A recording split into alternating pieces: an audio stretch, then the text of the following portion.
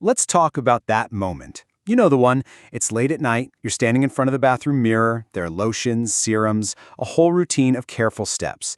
And it seems like it's all just about getting clear skin, right? But what if it's not really about your skin at all? What if it's something much, much deeper? This quote right here, it just gets right to the heart of it. We think we're just buying products, but what we're really investing in is a feeling, safety. It's an emotional purchase, really, a kind of protection that goes way beyond the surface of our skin. All right, so let's start with the behavior itself.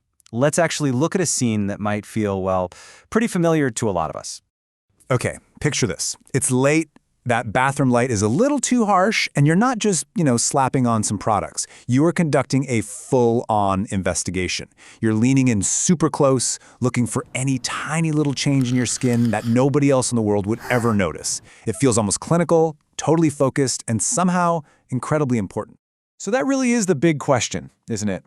Is all of this just vanity? Are we just suckers for some really clever marketing? Or is there a much deeper psychological current that's pulling us to that mirror every single night?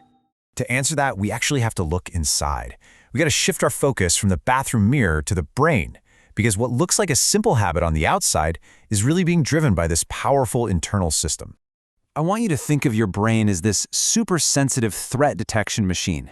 Now, for some of us, that machine is always running, constantly scanning our environment and our place in it for any potential dangers. And this isn't a conscious choice, right? It's more like a default operating system.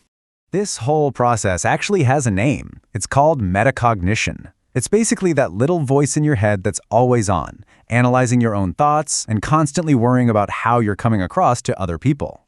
It's an exhausting, nonstop job that your brain is just doing in the background all the time. So, while on the outside, the goal might seem like it's all about achieving flawless, model-perfect skin, the internal reality is something totally different. In a world that so often feels messy and confusing, your skin becomes this one small, manageable area where you can find a clean ending, a clear, satisfying resolution that, let's be honest, the rest of life hardly ever gives us. But where does this intense need for control even come from? Well, as it so often does, the answer is usually hiding in our past.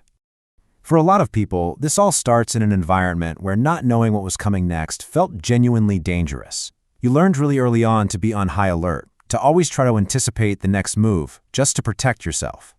And maybe you also learned that affection wasn't just a given. It kind of came with some fine print.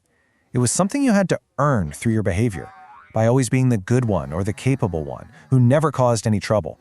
And all of that leads to this really powerful internal belief that you constantly have to justify your own existence.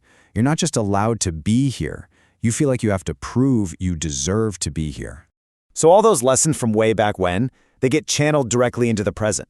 That perfectly cared for face doesn't just feel nice. It feels like the absolute bare minimum. It feels like the ticket you need just to feel worthy of taking up space. But there's a more compassionate way to look at all of this. What if this ritual isn't just a reaction to old anxieties, but a genuinely effective tool for managing the here and now?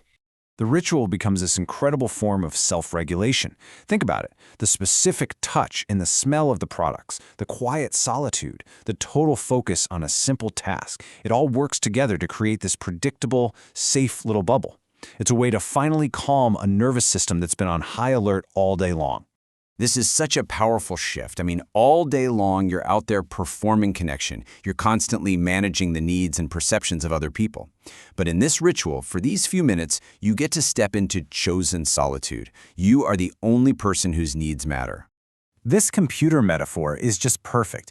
Your brain has been running a dozen different programs all day. That threat detection program, the metacognition one, and this ritual, it's like running a defrag program. It just quiets all the noise, organizes the data, and lets the entire system finally rest. So as we start to bring this all together, what have we really learned? Well, we've learned that what looks like a simple habit on the surface is actually this profound story of resilience. And this, right here, this is the key takeaway. Your nervous system needed a way to find relief, a way to find some sense of control and safety. And out of all the possible strategies it could have come up with, it found this one, a quiet, focused, and ultimately harmless ritual of self-care. So let's reframe this one last time. It's not about being vain, it's about a deep-seated search for safety. It's not some unhealthy obsession, it's a legitimate need for resolution in a chaotic world. And maybe most importantly, it's not a sign that you're broken, it's actual proof of your incredible resilience. And that really leaves us with a final, powerful thought to chew on. And this goes way beyond just skincare.